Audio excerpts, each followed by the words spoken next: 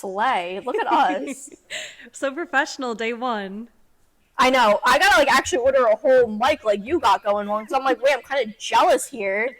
I want a full-on mic. So back in the day, I used to be into Twitch streaming, and so I was learning Korean because I wanted to be an English teacher in Korea. That's like what my whole degree was in.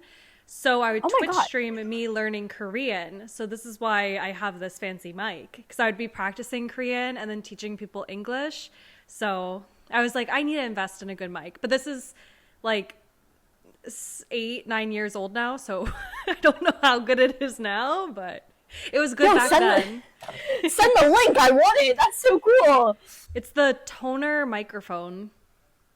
Okay, and it hooks up to anything, I assume? It's USB, so it has to be like in a computer, or if you have like a Nikon, some of the Nikons have the little USB port, or you can get an adapter. But I do like it. It's the same one Cinnamon Toast Ken uses. If you watch his videos. Yeah, I've seen his videos. Yeah. I love his. Okay. That's so fun. I'm actually going to move my computer this way because I have like a tendency. Do you have a tendency to look at one part of your phone versus the other more often, like when you're live streaming? Yeah, and it's really bad because I keep accidentally like looking at myself instead of the camera. So then it kind of like I never look at them. It looks weird after the fact, but that is so real. Okay, slide.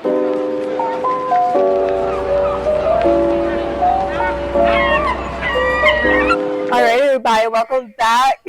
Actually, this is the first episode. What am I saying? Welcome to the East Coasters podcast. We think that's the name. By me, Jaycee Park, and also Katie Hart. And you guys will see kind of like Katie over here, somewhere on your screen. She is over here on my computer. You guys will see her on the actual screen.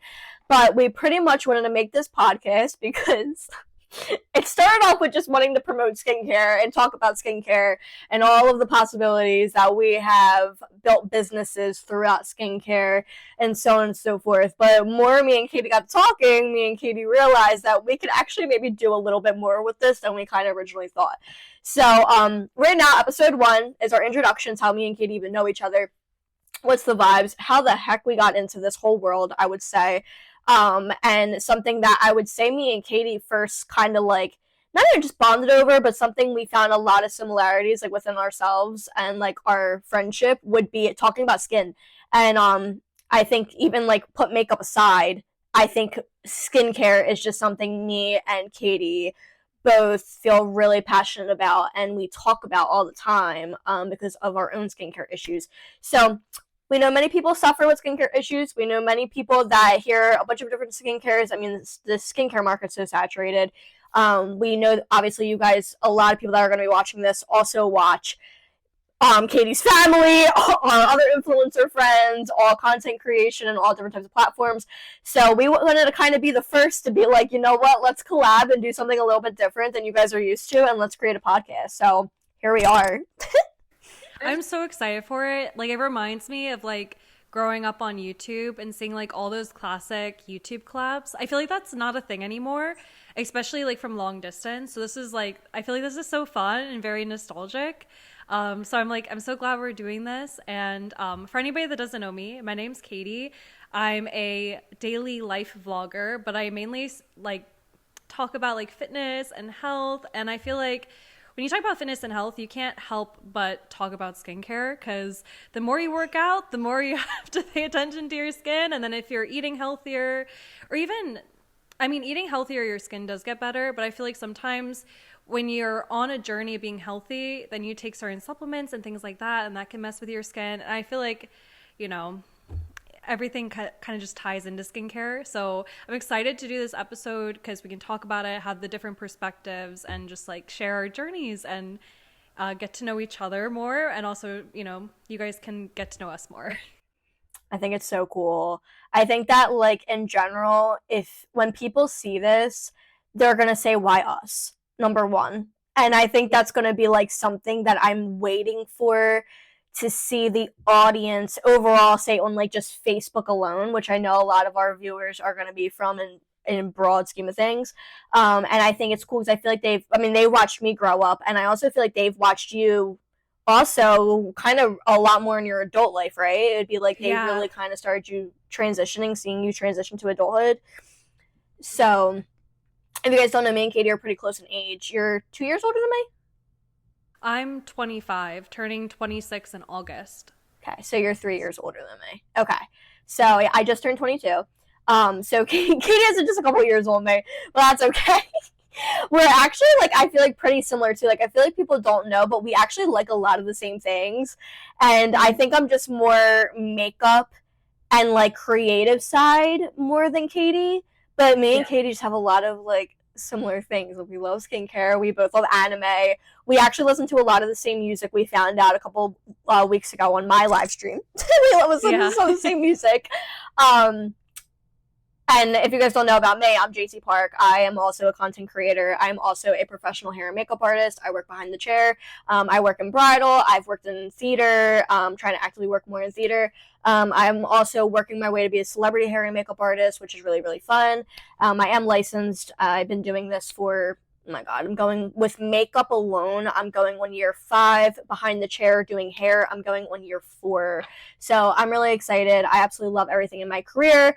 I also am known online for my crazy medical story, which is just a whole other ordeal that you guys can always look up. But I'm also known as the girl that had a 5-organ transplant. So I kind of made that part of my persona online, part of my brand. And we talk about things Donate Life, and we talk about the importance of organ donation and medical kids, chronic illnesses. And that's also kind of tracking into my adult life now, dealing with like endometriosis and a lot of like gynecologist problems, which me and Katie are also going to get into because that also can result in a lot of problems with skin. And I'm also really big into skincare, obviously, because I'm doing makeup on people all the time. So I am actually actively looking at all different types of skin, using skincare on my clients, and trying to help them find their best routines for a pre-makeup application. But in general, if they just need help, I'm someone just for them to talk to if they need it. So that's a little bit what I do. And a content creator. So I do everything too online. So it's a pretty fun life. I want to touch back to something you said where you're like, I feel like people would say, like, why us? But I'm like, why not? Nobody else has done this or brought collabs like this to Facebook. And being a Facebook live streamer is one of like the loneliest jobs because you're not like on TikTok, you get social interaction from battling with people, things like that. And like, yes, on Facebook, you do talk to people through text, but talking through people through text is so much different than having like seeing a face, seeing somebody's expression, talking like that. And I think this is gonna start something new, hopefully on Facebook, where it would bring some like human connection back. And I think that's, you know, it doesn't matter who starts this. I just feel like this is a good thing to start. Like this is so cool, and I have like such good vibes about this.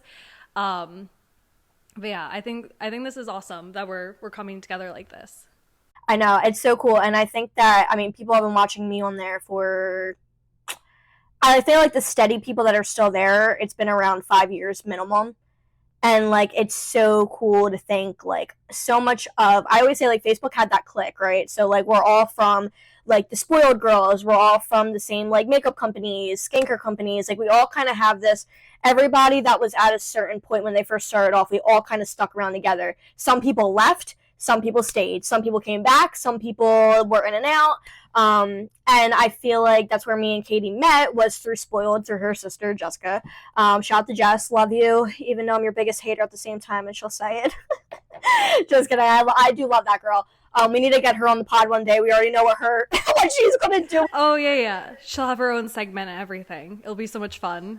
Yes, we'll get extra guests on here. You never know. Me and Katie might actually be able to sit on a couch one day and actually make this like a big thing. We'll see what happens. But I think it's really cool to think like, even just like I say like the clique, like the Facebook clique, I say it on my live streams all the time, that entire group, there's about like, I would say about what, like 30 girls that like kind of.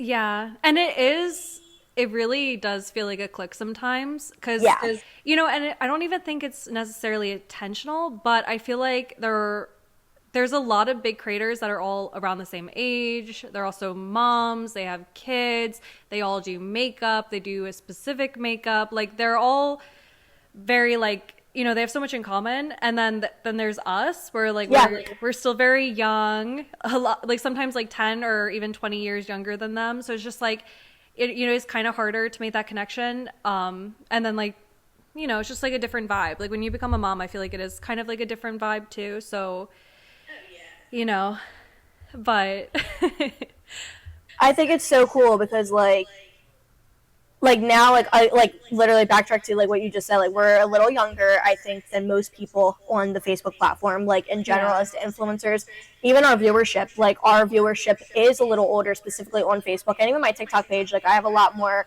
Now I have a lot more 20, you know, younger 20s, older 20s, even 18-year-olds. And I'm really happy I got to branch into that. Yeah. And now even like with us talking about Twitch and like a few other platforms now, like I feel like we're even leaning into like a whole other type of like just people. And Facebook was great and it was amazing those days. And like we're so happy with everything we built on there. And I know that Katie loves you guys. I love you guys. Like if anyone's watching Facebook specifically, like we want to be where we're at without that. But the Facebook in general has just treated us so horribly the last few years. And we're going to make episode 2 about that. So stay tuned. But it's also just crazy that the community of influencers in general, I feel like everybody has like their people. And everyone is almost like a little like chess piece, right? So like we all help each other out in our own ways, but it has to be timed. It has to be a certain moment. And I remember even back in the day where it was like, oh, I can't go live because she's live right now. Yes, I get that all the time. Like I'll go live and they're like, why are you live? Your sister's live. And that Jess gets that too. She'd be like, why are you live? Your sister Katie's live. Like, why are you competing like that? And it's like, well, we both go live. Well, back in the day, we'd go live like 4 to 6 times a day. So like, it's hard not to be at the same time. But and like one thing with like you and Jess, like people always say they're like, oh my God, like that's Jess's sister. And I'm like, yes, but it's Katie. Like she is her own person, y'all. Like she is her own influencer. She was a brand owner of her own company. Like she has her own entire aesthetic other than like Jess's sister, and I hate that. Like that bothered me for years. That's always bothered me because Katie is such a sweet soul. So is Jess, but they are 2 completely different people. So they could both do whatever they want when they want. You know, they're sisters in the end, but still, they could do whatever they want. So I feel like that whole, I don't know, like again, like it's like that group of people that categorize like, oh, you can't do that. Your sister's doing it. That's weird. Stop. I really appreciate you saying that too, because like as the youngest sister too, like I have 3 older sisters. I've always been, oh, that's Kelly's sister or Sarah's sister or Jess's sister. And like, you can't help but compare sometimes, especially because we're in such a small town. And then to have it online too, where it's magnified. And then obviously Jess came on first. She is a lot bigger. So then like, I feel like everything I do is somewhat compared. And then, but you know what? That could be its own podcast episode. Absolutely. And I get that because like, not for nothing, but people used to say that to me, like about my sister, because we also grew up in like a really small town. They're like, oh, you're Devin's sister.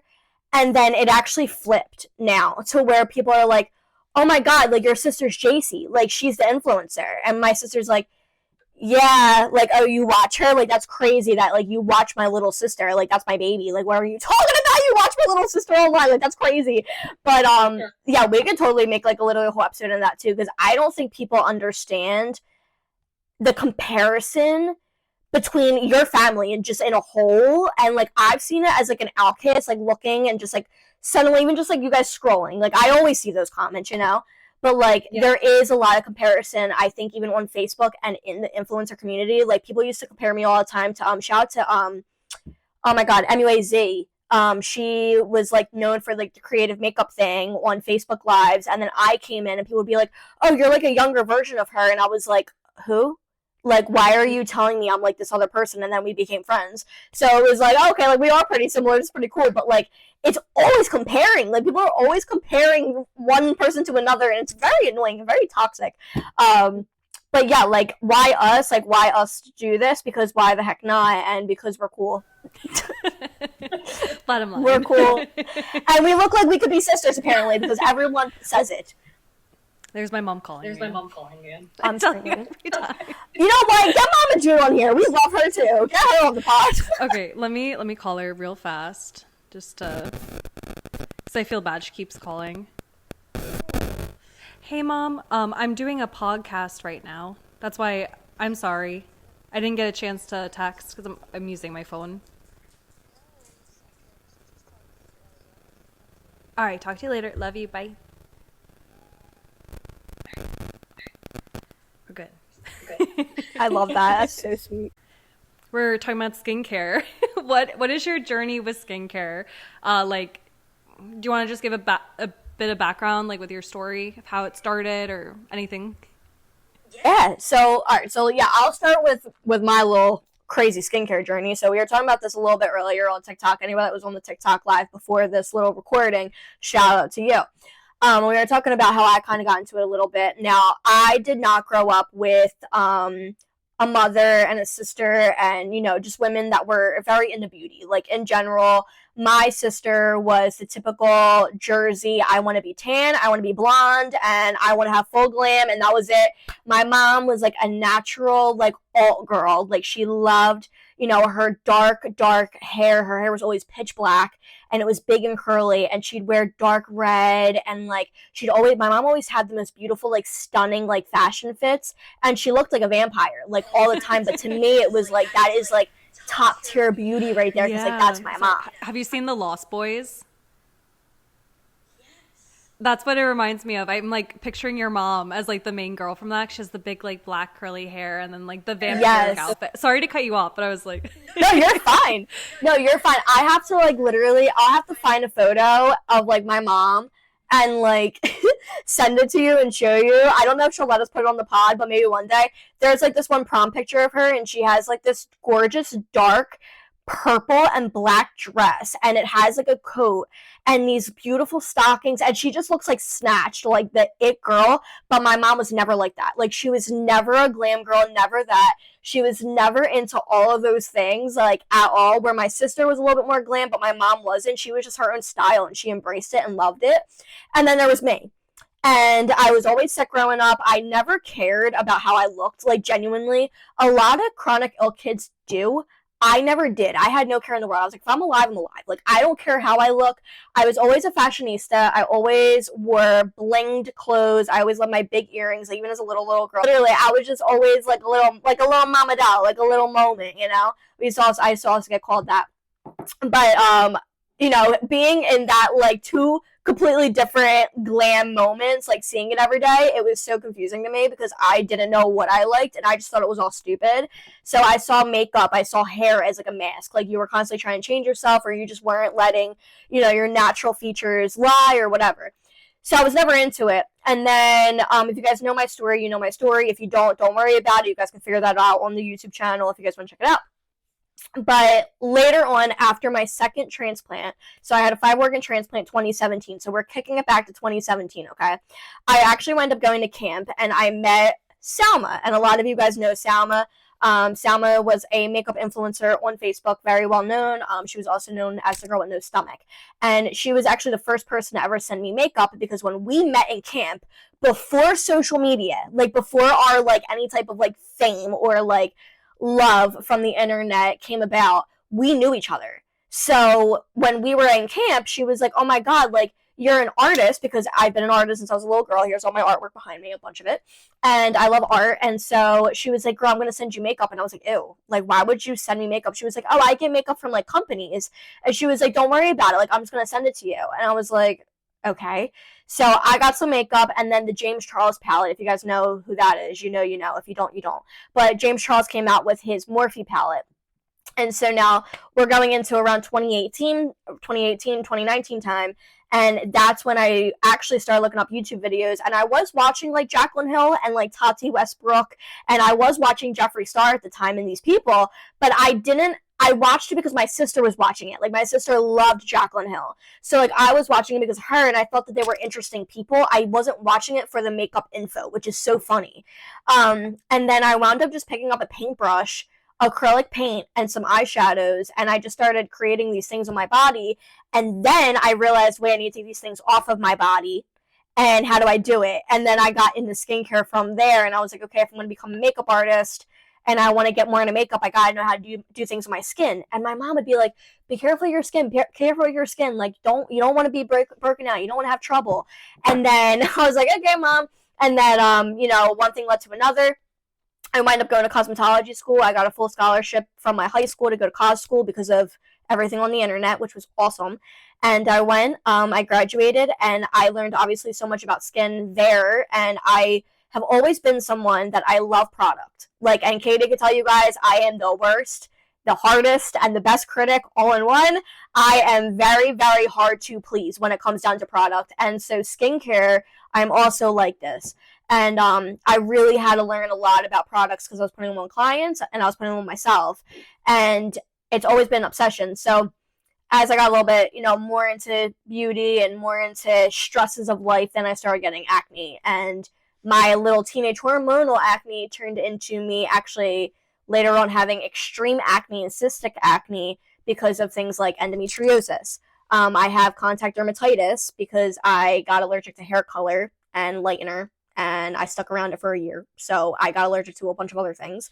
And from there, I would say it's been about 2 years where I've actually devoured a lot of my time into eczema, rosacea, like extreme skincare concerns where it's not just a pimple. You know what I mean? It's not just aging or losing the elasticity and the porosity of your skin and your hair and da-da-da. It was literally like medically down to the cell. How do I repair this? Because this is bad, and I'm like septic shock because of how bad my contact dermatitis was. And from there, I knew things needed to change. So that's how I got into skincare, and that's the whole roundabout story for that. So what about you, Katie? How did you just get into skin? So I got into skincare. It was more just like about the fun of it. So I can't speak. I'm sorry. Me and my mom always loved watching Korean dramas. That was like always our thing. Like even now, like I'll go over my mom's house and watch Korean dramas. But like in the dramas, they always had this like 9-step Korean skincare routine. And I was like, oh, like that just looks fun to me. Like I was like the type of kid, like I'd be mixing all the bottles together, doing like a bunch of potions in the shower. So seeing a 9-step routine, I was like, okay, this is like my more adult version of like mixing a bunch of potions together.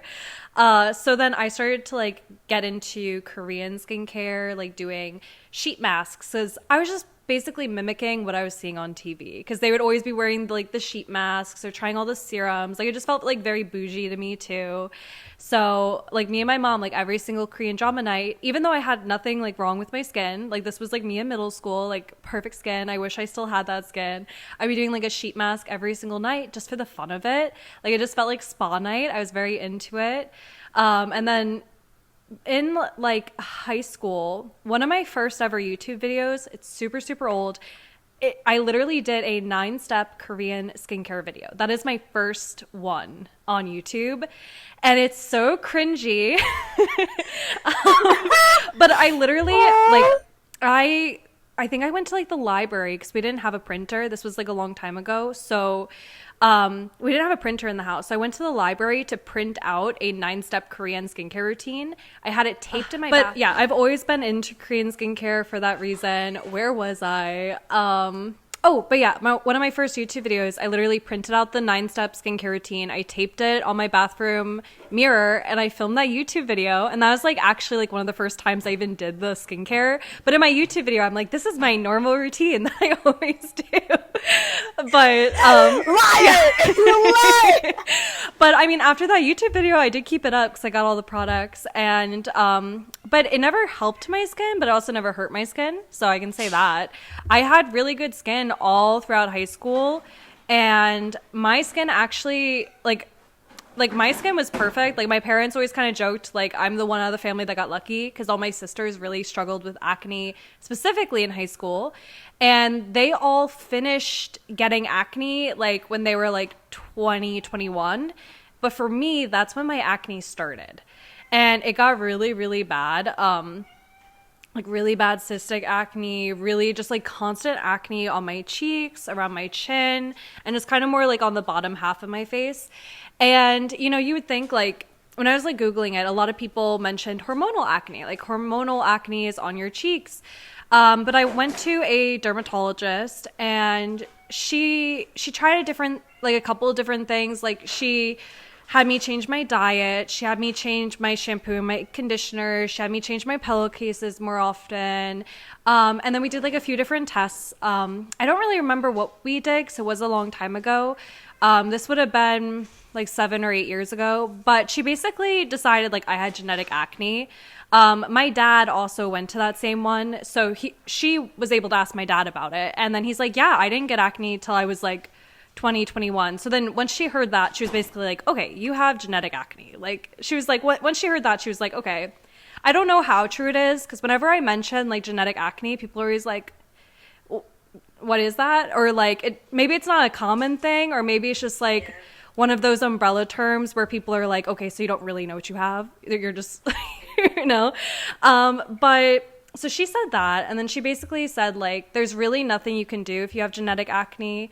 And I think another reason she said that was my age that I got it, because it's not a hormone thing. Because like, you know, if it was a hormone thing, I would have had it in high school. So that was another thing where she's like, oh, it's genetic. But we tried a bunch of different things, like a bunch of prescriptions. I remember I took like Epiduo.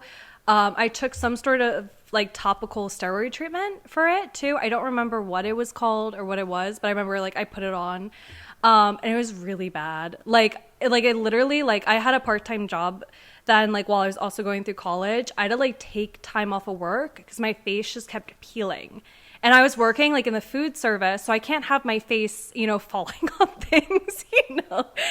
But like the dermatologist was like, it's normal, but it was literally for 4 months. My face was peeling. And I kept coming back. I kept like talking to her. Like we did have good communication, and she's like, it's normal, it's normal, it's normal. And my dad's like, 4 months is not normal. Stop taking it. And then she finally said, well, it's because you have sensitive skin, you know? And she's like, if you were normal, like it would have gone away basically after like a certain amount of time. But then after that, I decided to go to like a dermatologist, and she put me on a skin program. It helped my skin for like a month, I would say. And after that month, my skin completely retaliated. So I don't know what that was about. I don't know if it was like because there was such a sudden change, my face just like something happened, but it didn't work out. And then I tried a bunch of other things, and then I started plant-based skincare, and then that's when my skin really started to change. Because like I said, like I tried everything, changing my diet, changing my shampoo, changing like all these different things. But it wasn't until I found plant-based skincare where I'm like, okay, wow, like I'm literally noticing a difference, and it's not like a fake difference. Like that dermatologist, when she gave me that stuff, it lasted a month, and then my skin fully retaliated. This lasted a month plus, and it's still helping and improving my skin till this day. Another thing with my skin, I don't know if it really correlates, but when my acne started getting bad, that was also when I was getting really into fitness.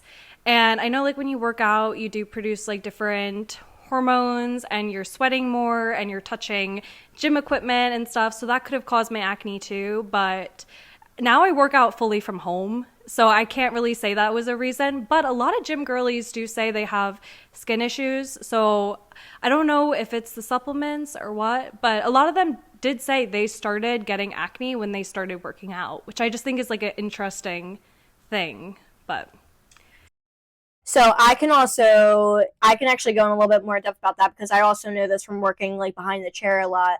So a lot of athletes, what kind of happens is because of your diet, how much water you're taking in, and water is actually a huge part of skincare in general. People fill skincare with water. There's waterless beauty, which we'll get into, because that's what me and Katie do now, because it's pure, yada, yada, yada. But your water intake, even like teenagers that say drink a lot of soda, drink a lot of caffeine, drink a lot of just things that, you know, energy drinks, like things that our body say isn't naturally used to, right? So your pores, and inside we have oils, right? So we have sebums, and we have sebums on our scalp. We have the oil control. You guys always see like oil control products, or really oily skin. A lot of oils, what your skin essentially is doing with all the oils, and even oil on your scalp, it's creating oil specifically on your scalp. We'll talk about the scalp first. On your scalp is the only thing that can actually create exactly what your hair needs. Did you know that, Katie? well, recently, because I've heard you talk about it recently. But So I remember learning this in school, and I was like, what? So I used to be on a medicine called TPN, and it actually has fish oils in it. The like some of my TPN had like shots, and the shots inside of the actual big thing of TPN, which is total parental nutrition, gives you all the nutrients you need in 24 hours, 12 hours, 24 hours. And I used to get all these different types of lipids and fish oils like injected into this giant bag of nutrients. My skin used to purge these oils and these other things because I was getting it intravenously in a central line. And actually, even being young, my skin would purge all these oils. And I was getting an overproduction of oils on my scalp, and my scalp became naturally oily because it was trying to protect my hair from all these other things that was getting pumped into my body. Or my scalp was so dry from being in the hospital all the time that my scalp was overproducing oil to try to moisturize my head. So if you have a lot of oil on your scalp, it could be because you're in really dry environments, you're washing your head too much, or in general, your pores just can't keep up. Like your body, your oil production, it's trying to keep up to keep your body, your hair, your face healthy, and it just can't. It can't keep up because it's overproducing, which causes also clogged pores. You know, you have really oily skin, you put makeup on top, boom, you're clogged. Like it's filling and filling and filling. If you don't have a proper cleanse and double cleanse on top of that, I mean, you're just piling more oil in there and boom, you're going to get more acne, you're going to have more redness, you're going to have more issues, right? So your scalp can be the same way. I know a lot of people that get like scalp pimples, and normally it's people that have really oily scalps because there's just too much there and they're not cleaning it correctly. And when you do that reset, it kind of helps a lot. But a lot of gym girls and a lot of athletes, even men too, like they have a lot of acne because the sweat, you know, the constant sweating, it's going to fill, it's going to, all that salt in the, oh my god, in like the skin and all the, like, I like hate sweat. I think it's so gross. But like all of like the saltiness, like in the sweat, like it can kind of like be bad for your skin in a way. And once you strip it all off, then your skin's like, oh, time to moisturize, and it pretty much just pushes a lot more out. And you're showering more too, so that's gonna make it worse. It's like, you know, I'll shower in the morning, and then I'll go to the gym, then I'll shower again, and then I'll shower at night. So like essentially what you're doing is you're like, oh, stripping nice and clean, cleansed, and then whoa, we're forcing a bunch of like wetness out of our body, and like we're gonna sweat and like push all this stuff out and like get all these toxins out by like doing all these different types of exercises and moving all your muscles and your blood flow and your circulation. And then wait, we're gonna go clean it all off again. And then let's add some healthy fats and healthy things back into it with your skincare routine. And I think that's where skincare gets lost. You're not, what you're essentially doing is you're adding back in the emollients and the fats that your skin needs, like the oils in the water, so to say, back into your skin of what it needs. And finding those things in harmony can be really, really hard for a lot of people. And if you don't do correctly for sensitive skin, rosacea, pimples, hormonal acne, if you have underlying illnesses, if you just have special things like contact dermatitis, type of allergies and stuff, you can irritate it more. So you have to be careful. Really, really dry environments. I think a lot of people have really hard time with their scalp and their skin too, not even just like sweating, but like really, really dry air, like hospitals. Like it's really hard for people to. You know, all right, this reminds me of a question I wanted to ask you. What was a skin myth that you used to believe? And the reason why I'm thinking of this question right now is like one myth I used to believe was you wanted to dry out your skin for acne. Like I remember like back in high school, it was really trendy to mix, I think it was like baking soda or baking powder with water and to make a paste and put it on your acne, or toothpaste or hydrogen peroxide. That's what we did. And the whole idea was you wanted to dry out your skin to get rid of acne. And nowadays it's all about moisture, moisture, moisture, which is so crazy because like it's like 180, like flip. Yeah, so actually I was literally going to say that, but as soon as you said it, I was like, number one, dry skin will help with like not acne or like drying out your pimples. To an extent, yes, it can help with the right product. So like salicylic acid is like what we use for like spot treatments, and I use these SOS drops from Alavita, and what it pretty much is salicylic acid. You can buy salicylic acid straight up if you don't want to get anything special like a SOS drop, even though it's more gentle, but that's besides the point. And you literally just dot it, and what it does kind of do is it kind of dries up that area, but it's also inserting these tiny, tiny, tiny little tiny emollients back into the pimple to help it calm. You know what I mean? Obviously, whiteheads and blackheads are different too. One of my biggest skincare myths, and I'll never forget this because I learned this in cos school, and I was like, what? Like, you're kidding me? And people might get mad at me for this one. You know, you know what the biggest scam product is on the market? Beef tallow? Not that. That works for some people, but not all people. Also, eye cream. Eye cream, really? You don't think it works? Eye cream's a scam. That is the biggest scam title anyone could ever put on a product. Really? Okay, why do you think this? So eye cream, all eye cream is a little tiny bit thicker moisturizer. So you know those really thin moisturizers to like a heavy cream moisturizer? Yeah. You'll never find an eye cream that's water-based. It's always very, very cream-based. You can use any cream moisturizer and directly put it and like put it on your eye, rub it around your eye, put a little coldness on it, like a little like cold pack or whatever, and put the eye cream. It will do the exact moisturizer. It will do the exact same thing as an eye cream. Eye cream is no different than face cream. Okay, well, there's this one, maybe I should send it to you or something or tell you about it, but there's this Korean eye cream that I tried out, and that's the only eye cream I've ever like, literally the next day I was like, oh my god, I feel like a couple months younger. But but it actually, so like there's eye creams like that are moisturizing, and then there's active eye creams. So like this one, like it had active ingredients specifically in it. And I remember like I was in the shop and I was like trying to decide between which one because I just wanted to like complete my routine. And the lady was like, no, don't get that one. She's just like, that's just extra thick moisturizer. But then they have ones that are like actually have active things in there that do that little extra for your eye area, but is also like it's stronger to fix wrinkles, but still delicate enough for around your eyes. Yeah, so exactly. Olavita also has one. I haven't looked too much into their formula because I'm still like newer with the company. I do love them. I've been using them for 2 months now, and I haven't had any bad reactions. Like my skin's so sensitive, and I've had no bad reactions, no crazy flare-ups, and I think the quality of my skin has been so much better, especially with the internals. But since you've been with them longer, and I know you look a lot into ingredients, with their eye cream, is there active ingredients like that too? So with the Olavita, yes, there is this one, I forget the ingredient name, don't hate me y'all, but y'all can literally look it up on the website. There is this one specific product in their eye cream that is supposed to tighten lines almost as if it was like a little tox in a bottle type situation, and they do have a specific product for fine lines to act as like a little tox, if you know what I mean, y'all.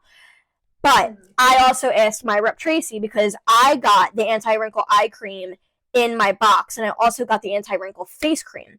But I somehow, someway, I got like the anti-wrinkle eye cream first before the face cream. And I asked her, I was like, yo, I know you know. And I was like, is it the same thing, just put in a small jar and marketed towards the eyes?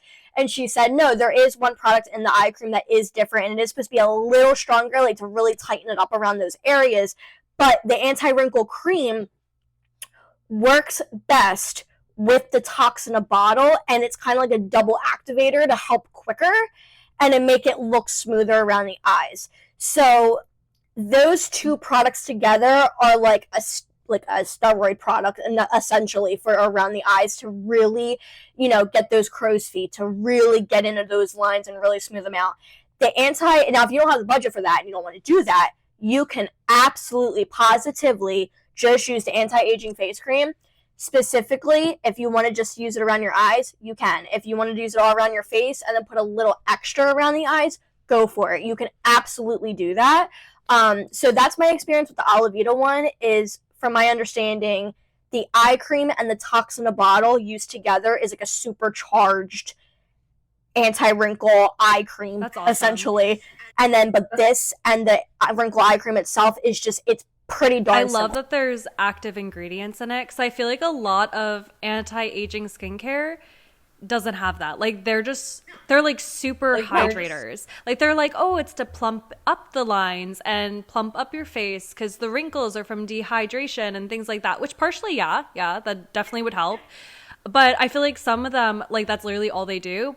It's just like a band-aid, like it's hiding the appearance of the wrinkles. So it's nice when there's like actual active ingredients correcting the wrinkles along with making you feel and look good at the same time. You know, that's awesome. I think that's like always like behind the chair too. That's like what everybody says, like, oh my god, these lines, aging. I hate aging. I'm getting old. Like it's like, oh my god, shut up. Like, oh my god. But like I think even those like anti-aging products, like there's actually like an entire bundle on the website that you guys could all literally get if this is something that you're really concerned about and this is something that really bothers you like on a daily basis.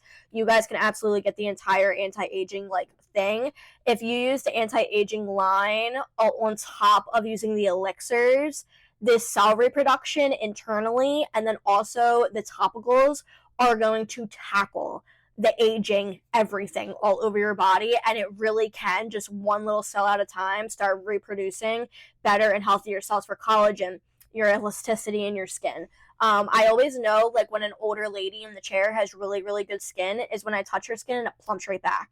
So that tells me that one, she's using very good moisturizer, she's drinking a lot of water, because a lot of older ladies don't drink a lot of water. They drink alcohol and they drink tea and they drink a lot of other things. And I can tell when someone drinks a lot of water versus not, which I think is so cool that I know that. If you don't, this is a fun little trick I learned in the hospital growing up.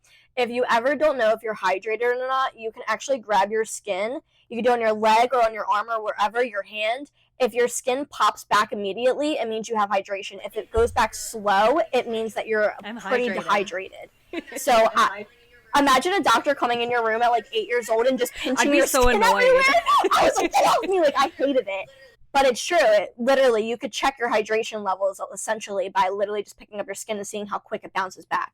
And I essentially do that with people's skin. Is I kind of like, I touch it, I move it. I say if their skin's very pliable and I can pretty much move their whole face, I know that they have enough elasticity in there for me to move it around with a brush.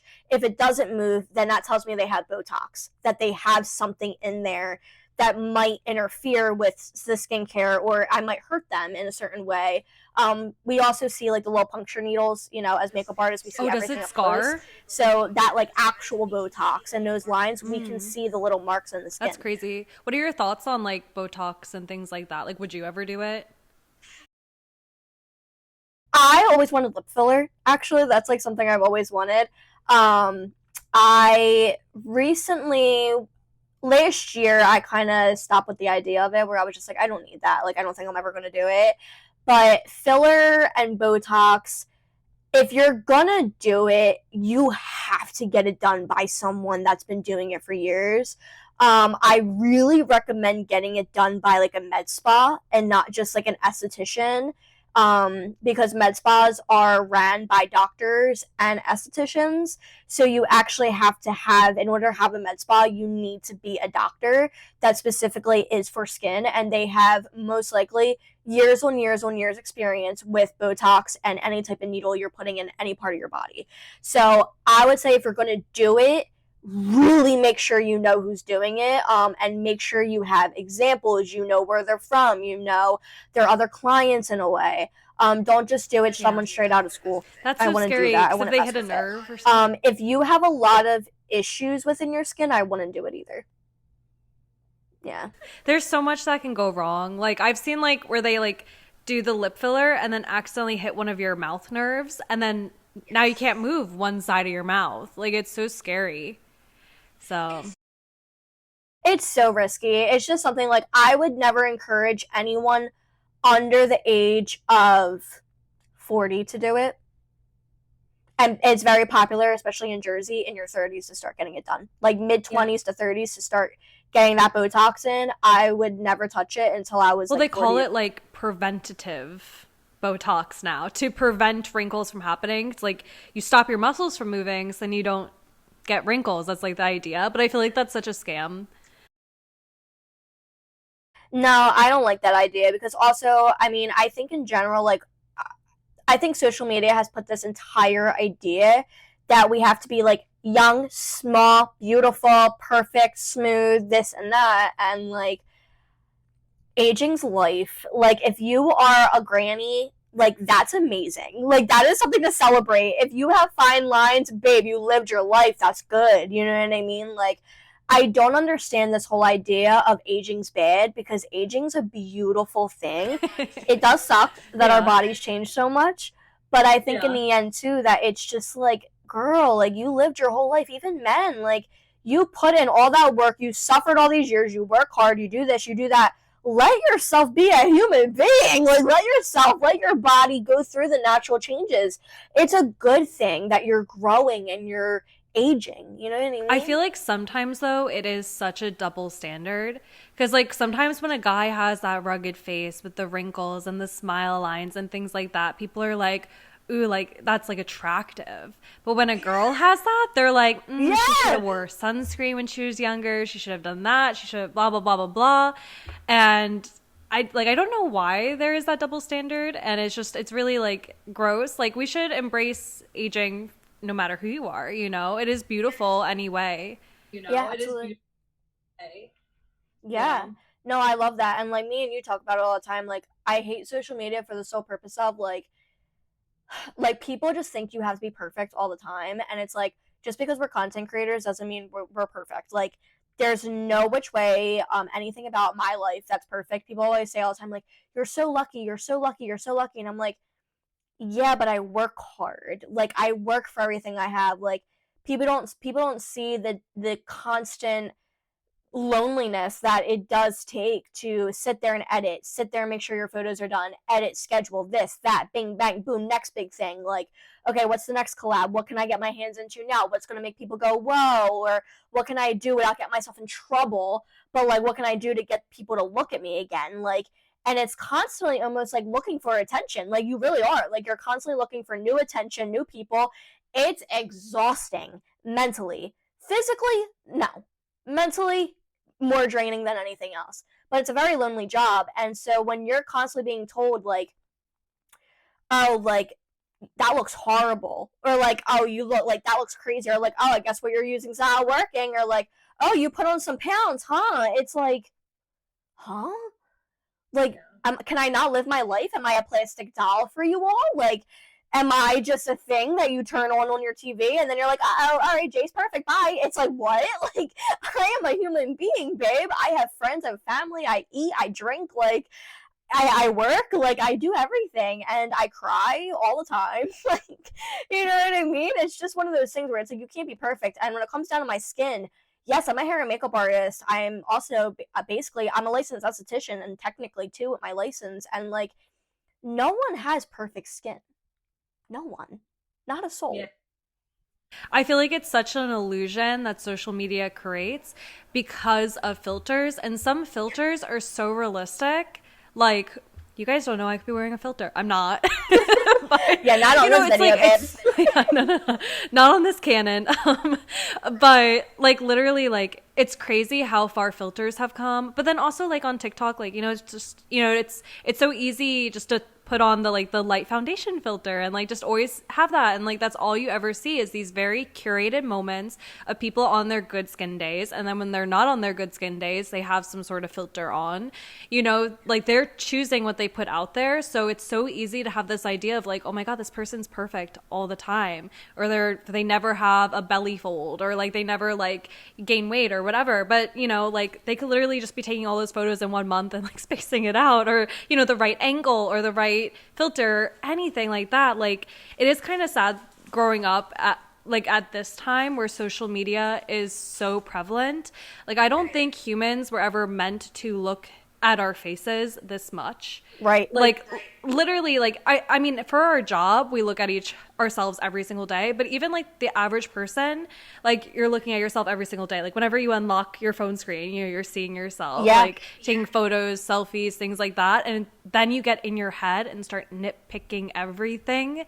And back in the day without this, I don't think you'd be staring in front of a mirror all day, thinking about all this stuff. No, and even like I feel like guys specifically, like Katie's wifeyed up, so like she don't have to ever worry about this. But like Like, guys wise, it's crazy how much, like, in the dating world, or even when sometimes, like, I don't know if you've ever had a boyfriend that, like, looks at other girls in that way, or, like, they're liking other girls' Instagram pictures, not even, like, in a jealous way, but you're like, they're attracted to them, and they like it in a way where it makes you feel less than, or it makes you like, why don't I look like them, or why am I not good enough for you? Like, why are you constantly on your phone looking at these other girls, or, like, like, something like that. And I talk to my girlfriends about this stuff all the time, and it's like, it's so crazy because, like, not even, I don't think a man should look at that many different type of women in a 24-hour period when they just open Instagram. Like, it brings this idea of, like, you have to be everything you're not, and it's just like, it's so annoying and it's so hard. And I think that, like, young teenagers, like, young teenagers that literally just don't know any better, like, it's the constant compare, it's the constantly, well, who's the next big thing, who's the next this, like, oh, I want to look like her, or even guys, like, I want to look like him. That, like, a lot of bodybuilders are like, oh, I wish I looked like him, and I'm like, they're on steroids, like, what are you talking about? Like, why do you want to look like him? Oh, they look cool. Huh? Like, you're healthy, babe. Like, you are healthy. Like, you're going to the gym. You can eat. You can drink. Like, you work. Like, you're fine. You don't need to look like these crazy, like, bodybuilding men. You know what I mean? So it's just like the constant compare and contrast. There's a fly in my room. Ew. I can't do bugs. But I think it's just like the crazy compare and contrast. And when it comes down to skin, I mean, even guys. Like, I remember in high school, I'll never forget, there was like a few kids, and there's this one kid specifically, and I would never name him, but he had extremely bad acne, and I remember people calling him, like, pepperoni face. And Really? yes, and he didn't talk much. He was very quiet, and it was very, very sad. And I remember just hearing about it in, like, passing, like, literally just, like, in passing through people, and, like, everyone knew who they were talking about, and it was really, really sad. And he's a very nice guy, like, he's very, very sweet. I don't even know where he's at now in life. Don't know anybody from high school truly anymore besides, like, 3 people.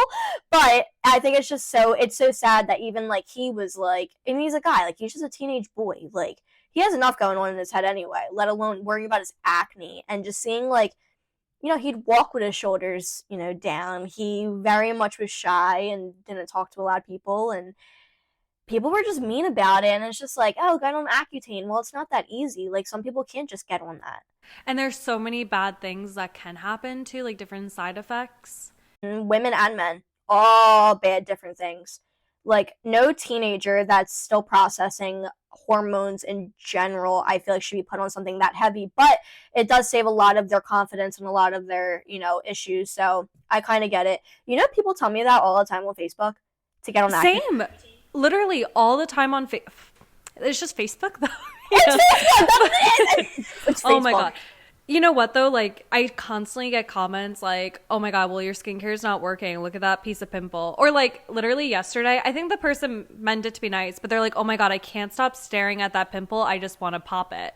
I'm like, I don't think it's coming from a bad place, but I'm just like, that's a weird thing to say, But, like, I always get, like, comments like that. Or, like, this one girl too, she's just like, have you ever just tried using, like, a bar of soap? I feel like if you just used a bar of soap, like, that's what helped my skin when I was your age. And I'm like, no, my skin would freak out. Let me just say this now. Everybody's skin journey is different. You may need to try different things to find out what works for you. But also, not everybody's skin is perfect. And literally, like, I mean, with our jobs, we're online every single day. And especially as live streamers, we're not making that curated content or filters. Like, on Facebook, I think on Android you can have filters, but for iPhone you can't put on filters. So you're literally just getting us as natural as possible in our natural state. And you're seeing us this close every single day. So, like, you're gonna see stuff, and that's perfectly normal. That's perfectly natural. Like, that is human life. And, like, right. I'm having a good skin day today, but I'm definitely gonna have bad skin days. But since finding this new routine, which I'm not gonna stop, I don't care how many people comment that, because people are like, well, it's not working, try whatever. But I'm like, no, like, literally, I'm having way more good skin days than I've ever had, compared to bad skin days. And you know, to me, that's a sign it's working. You know, I truly believe it's working for that reason. And I'm not damaging my skin in the process. Because there is things that are really harsh that I could probably take to fix my skin short term. That's not going to be good on my kidneys. It's not going to be good on my liver. And then it could mess up my skin, like big time. Yeah. Like one of my friends, she had bad acne when she was a teenager. And I forgot exactly what she took, but I literally, like, it got rid of her acne in like a couple of months, but she's still having symptoms and issues because of it. Like, you know, like hair loss. That's one symptom you don't think of. Hair loss, like for men and women. And it changed the chemistry of her skin. Even till this day, like this is like 10-15 years later of taking it, like her skin, she's like, it's so dry. No matter what I do, it's always really, really dry. She has a lot of like acne scars from it. I've introduced her to some of this stuff and it has been helping.